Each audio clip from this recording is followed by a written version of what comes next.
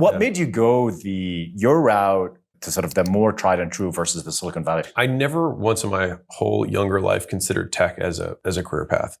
No one I knew was in it. No one that I went to school with did it. So like I only discovered it far later in my career that it was even like on the menu of options, right? And so, for me coming out of college, it was just, I didn't have this big drive to like change the world or make some product. It was just like, I would like to not be poor.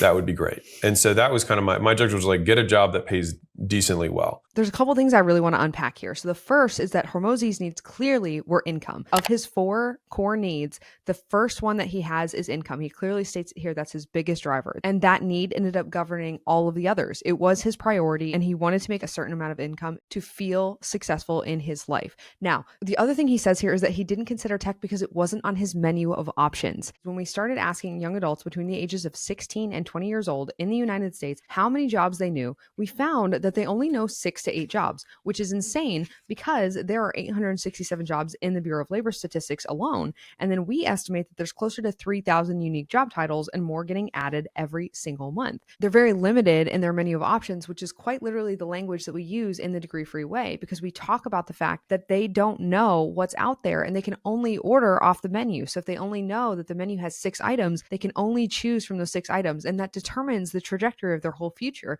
If they don't know what's out there, if your young adult does not know that many jobs, they can only choose from this limited menu, exactly as Hormozi is saying. The way to help them with that, and this is something that we do in the book, but you can take a job limit inventory, and that is having them list out all the jobs they know so that you can see what they're aware of, and then helping them think more vocationally creatively. And the way that you can do that is by picking a service or a product and then having them list all of the jobs that have to do with that thing. So the first example we use in the book is a plane, but then later you have your child pick their own subject that they want to think about jobs for, like a product or a service that they use, like Magic the Gathering or headphones or a Honda Civic, and what goes into creating these products or creating these services that people use, because that is the foundation for all of business. When they do that, it changes the way that they look at work, and that also changes the opportunities that are available to them because they can see things that other people cannot see. And while Hormozi has built an incredible business, an incredible organization that has educated an entire generation of entrepreneurs, who knows what could have happened if he had had more options at the beginning.